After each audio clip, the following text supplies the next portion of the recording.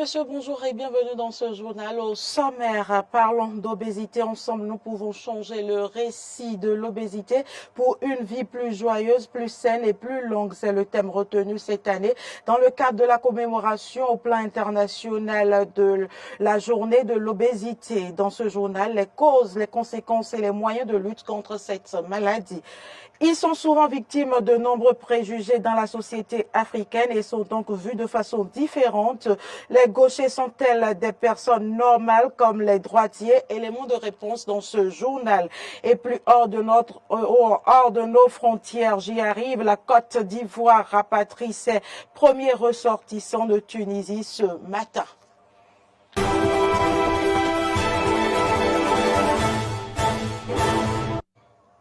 Merci pour l'attention. Je l'annonçais dans les titres, la communauté internationale célèbre ce jour la journée mondiale de l'obésité. Parlons d'obésité, ensemble nous pouvons changer le récit de l'obésité pour une vie plus joyeuse, plus saine et plus longue. C'est le thème retenu pour cette année 2023.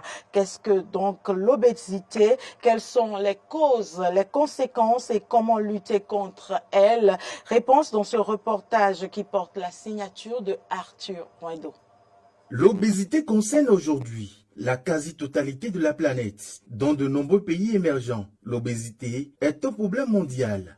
L'obésité se définit comme étant une accumulation anormale ou excessive de graisse corporelle qui nuit à la santé. Le thème de cette année, c'est « Ensemble, nous pouvons changer le récit de l'obésité pour une vie plus joyeuse, plus saine et plus longue ». Cela veut dire que déjà, pour ceux qui n'ont pas d'obésité, il faudrait quand même prévenir cette maladie. Ceux qui l'ont, ils peuvent toutefois, avec de bons comportements du moins, éliminer cette maladie et vivre plus long. 800 millions d'entre nous vivent avec la maladie et des millions d'autres sont à risque. Selon l'Organisation mondiale de la santé, 39% des adultes dans le monde sont en surpoids et 13% sont obèses. Les causes sont multiples. Nous avons la sédentarité, nous avons une consommation excessive des aliments caloriques. Il y a l'activité physique insuffisante ou inexistante. Il y a les facteurs génétiques aussi. Il y a les facteurs environnementaux ou socio-économiques. Le nombre de cas d'obésité a presque triplé depuis 1975. Les complications associées, en particulier le diabète de type 2, les maladies cardiaques et les cancers, entraînent le décès d'au moins 2,8 millions de personnes chaque année. Il y a un risque accru de la survenue des problèmes respiratoires. Il y a le risque élevé des fractures et d'arthrose aussi. Il y a le développement d'une résistance d'insuline conduisant au diabète. Donc, maintenant, chez les adultes comme chez les enfants, il y a la survenue de la dépression. Pour lutter contre l'obésité et le surpoids, voici quelques recommandations et un éventail de mesures prioritaires. Il faut avoir une alimentation saine, équilibrée et variée, sans oublier l'activité physique qui devait être régulière. Pour ceux qui ne sont pas obèses, je voudrais d'abord leur proposer de faire le dépistage et de suivre leur poids mensuellement. Cela va leur permettre d'avoir un signal déjà si le poids va augmenter ou pas. Il faudrait qu'ils respectent les 3 repas journaliers, le petit déjeuner, le déjeuner et le dîner, qui se prend au plus tard à 19h ou 20h. D'éviter les grignotages entre les repas, de faire l'activité physique au quotidien, au moins 30 minutes d'activité sportive par jour, et de consommer assez de fruits et de légumes, à raison de 5 fruits et légumes par jour, donc 2 portions de fruits et 3 portions de légumes au quotidien. Et ils doivent manger peu salé, peu sucré et peu gras. Il faut changer le regard que la société porte aux personnes obèses, notamment en arrêtant les discriminations. Tel est l'objectif de cette journée. Répression bientôt dans les églises pour cause de bruit. Comment les hommes de Dieu appréhendent-ils cet état de choses? Une équipe de la rédaction s'est approchée de certains pasteurs. Écoutons-les au micro de Arthur Rindo. La décision du gouvernement par rapport au bruit que nous rencontrons aujourd'hui, en tant que serviteur de Dieu, il est important de voir la portée spirituelle de cette décision. La portée spirituelle de cette décision. Pourquoi? Parce que, vous voyez, le gouvernement qui est là, ils sont établis par notre Dieu. Et quand nous prions pour eux, Dieu les utilise. Les bruits que nous observons aujourd'hui dans nos communautés chrétiennes, leur portée spirituelle se situe à deux niveaux. Il y a des bruits qui viennent du diable satanique, charnel du monde, qui n'a pas sa source de Dieu. Il y a aussi des bruits qui viennent de Dieu. Si Dieu il veut régler les choses, canaliser les choses, c'est la seule personne que Dieu peut utiliser pour pouvoir canaliser, c'est le gouvernement. Parce que c'est à lui qu'il a donné l'autorité de gérer la nation. Donc moi je trouve que cette décision qui vient d'arriver, j'exhorte tous les chrétiens à regarder la portée spirituelle de cette décision. Par rapport à cette réglementation, je peux dire que c'est une bonne chose, mais déjà ce n'est pas facile pour ces églises-là qui ne maîtrisent rien par rapport au bruit, par rapport à comment régler le bruit. Et puis quand tu passes à côté d'eux, bon, on a comme impression que c'est bien de fermer les oreilles, de boucher carrément les oreilles pour ne pas se faire déranger. Donc par rapport à cette décision de l'État, je vois que c'est bien. Maintenant, il va falloir que chaque responsable spirituel fasse le maximum d'efforts possibles pour pouvoir se mettre dans la danse. Je pense que nos gouvernants qui sont en train de prendre cette décision, en fait, s'inquiètent juste de la tranquillité de la population. À vrai dire, soyons justes lorsque nous voulons juger quelque chose. La Bible même le dit, ce que vous ne voulez pas que les autres vous le fassent, ne le faites pas aux autres. Je ne pense pas que même un pasteur va accepter que juste derrière sa maison, qui est un buvette qui joue vraiment en haut volume, à des heures vraiment de repos. Je ne crois pas. Donc, je pense que cette histoire d'église, ça ne doit pas plutôt fâcher l'église, mais ça doit nous amener à faire plutôt mieux. Parce que, vous savez, qu'est-ce qui provoque les bruits sonores? D'abord, la manière dont nous construisons l'église, nous devons revoir ça.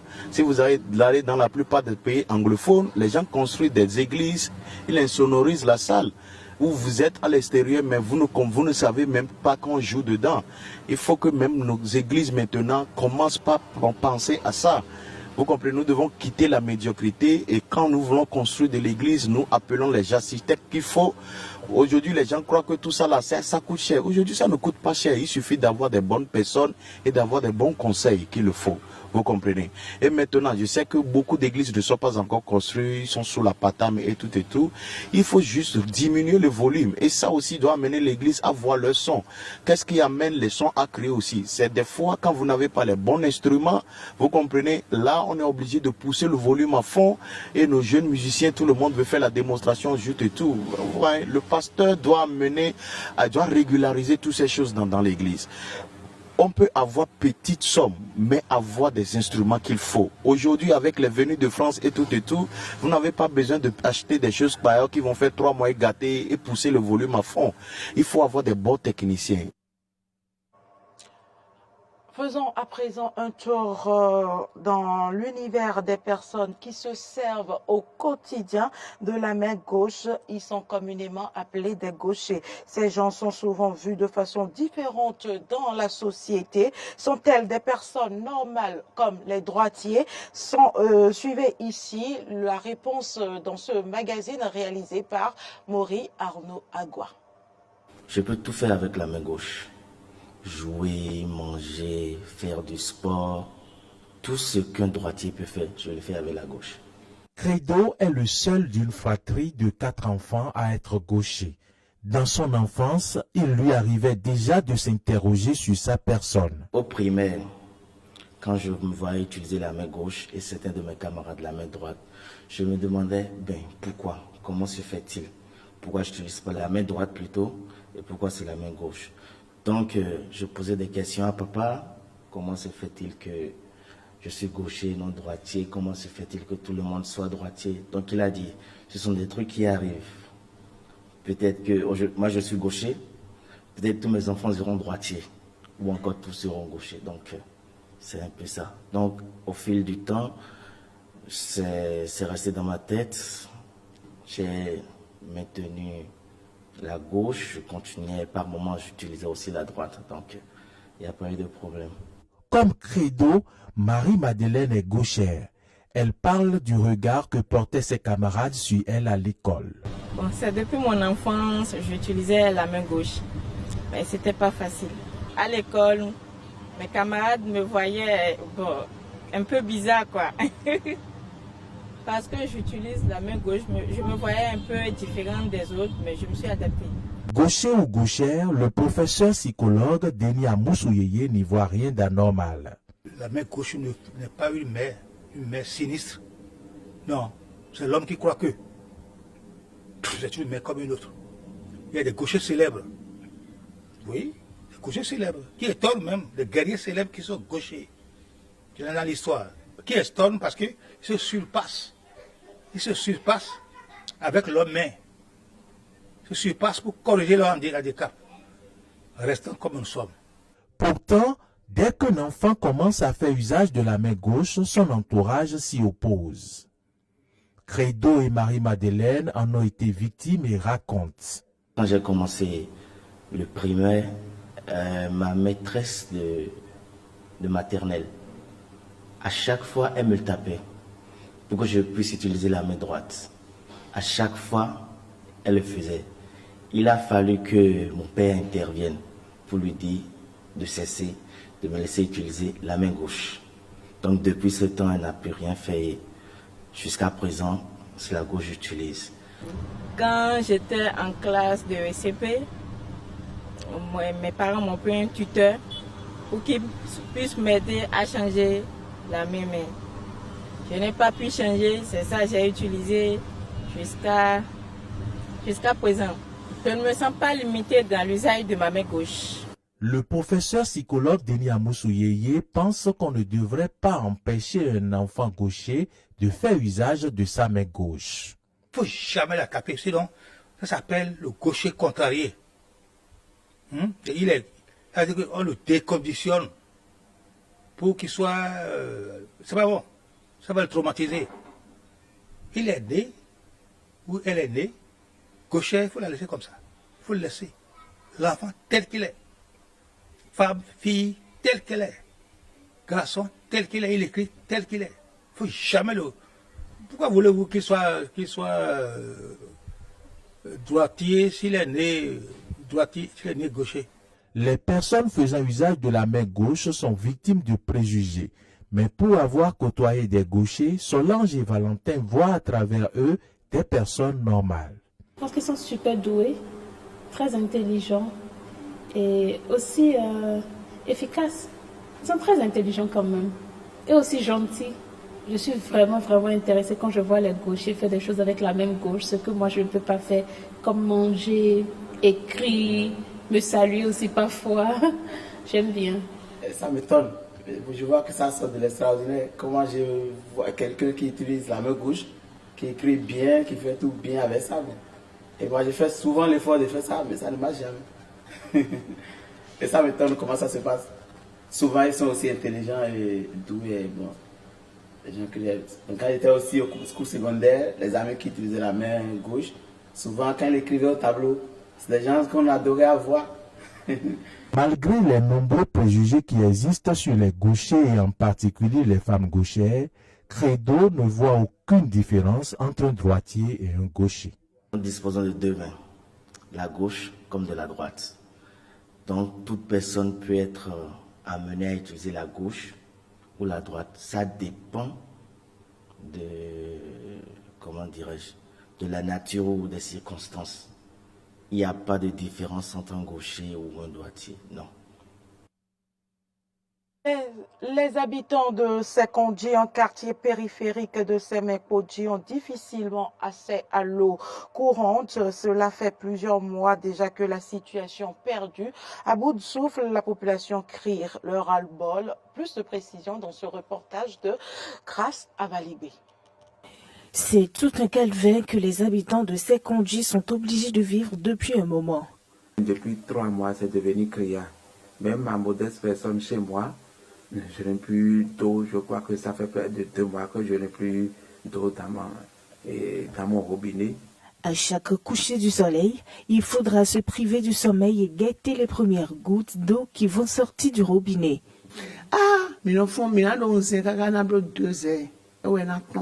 La nuit, lorsque tu te couches, déjà à 2 heures du matin, tu es sur pied pour surveiller le robinet. Jusqu'à 4 heures du matin, c'est fini. À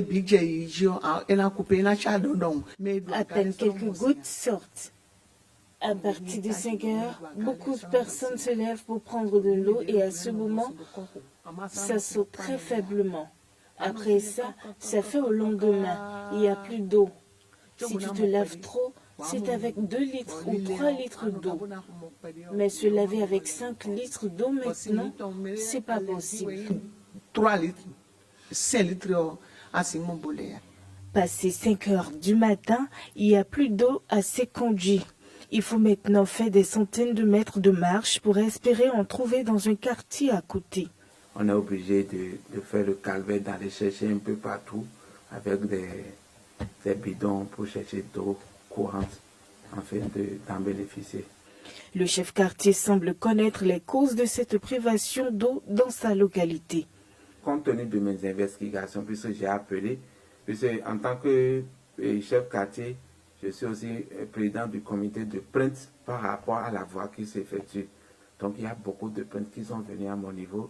J'ai essayé d'investiguer vers les gens de la SONEP et vers les gens de l'entreprise qui s'occupent du pavage de Sekondi. Donc les gens de l'entreprise disent, eux, ils ont essayé de faire leur formalité auprès de la SONEP. C'est la SONEP qui ne répond pas promptement à leurs sollicitations lorsqu'il y a des dommages à tel niveau, il y a des sections des tuyaux de la SONEP et autres là, eux ils ne viennent pas promptement répondre. On les a déjà sonnés plusieurs fois. Ils disent qu'ils sont à pied d'œuvre pour pouvoir pallier à cette situation et qu'il y a une coupure générale dans la zone. Je profite pour dire, ça fait déjà des mois, près d'1 an, à Semekoji, on a eu un réel problème de fourniture d'eau par la SONEP. Marcel Achadi est un commerçant de l'eau en sachet communément appelé Puroata. Depuis cette coupure d'eau, il affirme que son business a pris un coup. C'était déjà compliqué pour nous de nous tirer d'affaires. L'absence de l'eau maintenant vient tout aggraver. Nous ne produisons qu'une petite quantité d'eau Puroata avec l'eau potable que nous arrivons à réserver les matins entre 3h et 5h. L'économie de ce quartier serait également en chute libre. Il faut qu'il y ait une action urgente pour permettre à la population de Sekondi de continuer à vaquer à ses obligations, nous ont confié les personnes interviewées. C'est désolant si les autorités nous attendent, ils n'ont qu'à réellement réagir. Sans l'eau courante, la population ne peut pas vivre. La qualité d'eau de pluie à Sekondi ne nous permet pas de vivre hygiéniquement. Donc, ils n'ont qu'à faire diligence pour que la population n'en souffre pas davantage. Nous demandons au gouvernement de nous aider à avoir l'eau comme par le passé.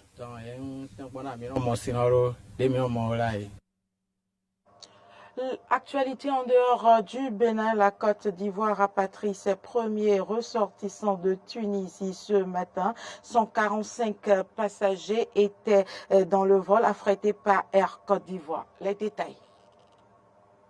En Côte d'Ivoire, le parti de l'ex-président Laurent Gbagbo a dénoncé ce 2 mars 2023, lors d'une conférence de presse, l'arrestation arbitraire de 31 sympathisants, des intimidations et les arrestations abusives des membres de la direction du parti. Le PPACI dresse un tableau contrasté du contexte actuel. D'un côté, ce parti panafricain de l'opposition se réjouit de faire son entrée au sein de la commission électorale indépendante du pays. Son commissaire, Demba Traoré, a en effet prêté serment le 1er mars 2023. C'est pour le parti un acte concret issu des conclusions du dialogue politique mené l'année dernière. Mais d'un autre côté, le parti de Laurent Gbagbo affirme se heurter à de nombreuses difficultés.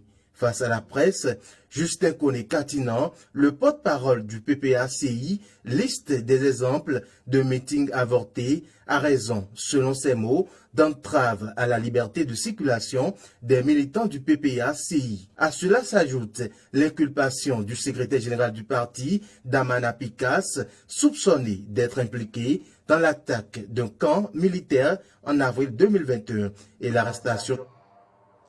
Toutes nos excuses par rapport à cet élément. Vous aurez plus de détails sur les ressortissants de la Côte d'Ivoire qui ont été rapatriés ce matin de la Tunisie dans nos prochaines éditions. Ainsi s'achève cette édition. Merci pour l'attention. À très bientôt.